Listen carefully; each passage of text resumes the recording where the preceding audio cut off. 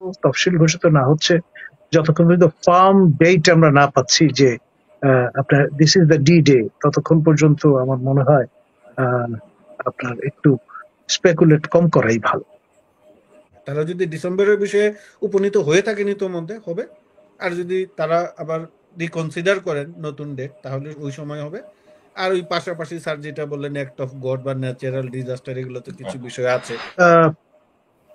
আমাদের সম্মানীয় দর্শক তিনি যে অ্যাক্রোনিম ব্যবহার করেছেন তা আমার কাছে স্থূল বলে মনে হয়েছে। ভাগ বাটোয়ারা এটা তো আসলে মানে খুব স্থূল বিষয়, হয়তো একটা মিথস্ক্রিয়া হয়েছে। বাংলাদেশের পরিস্থিতিতে তো হয়, মানে আমি এই সিট না, নিব ওই সিট নিব। আমাদের মাননীয় সেনা প্রধান হাসনাতের সঙ্গে বসে ভাগ বাটোয়ারা করার না না না, আমার মনে হয় দর্শক ভাগের কথা বলেছে রাজনীতিবিদদের সাথে, মানে রাজনৈতিক দলগুলোর সাথে মনে হয় বলেছে। জি জি, তো যাই হোক, সেটা আমি বলে নিলাম আমার রিজার্ভেশনটা।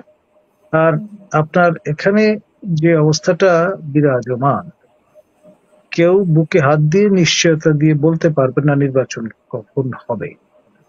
আমাদের মারুফ ভাই যে কথাটি বলেছেন তারই সূত্র ধরে আমি বলবো, শুধুমাত্র জাতীয় গণ্ডির মধ্যে সবকিছু সীমায়িত করে আপনার ব্যাখ্যা বিশ্লেষণ করাটা বোধহয় সঠিক হবে না।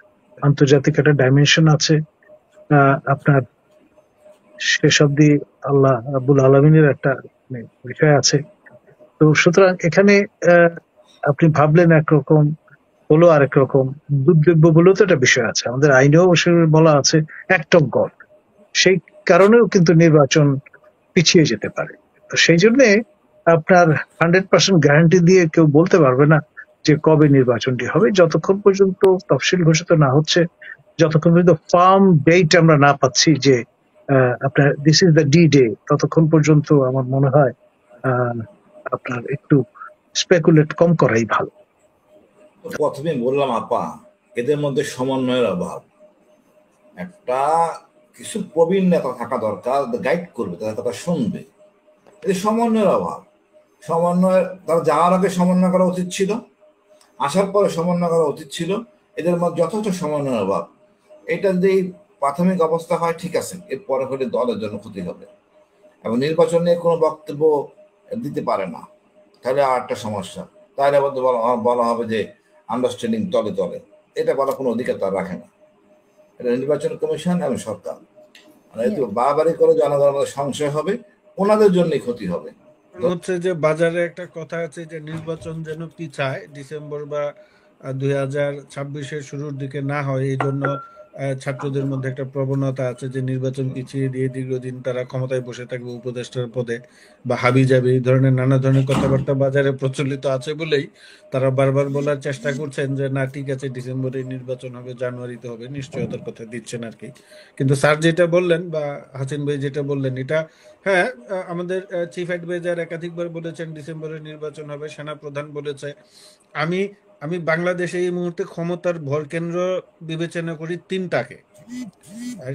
চিফ অ্যাডভাইজার নিজে, ডক্টর ইউনূস নিজে একটা ক্ষমতার কেন্দ্র, সেনাবাহিনী এবং বিএনপি সবচেয়ে বড় রাজনৈতিক দল।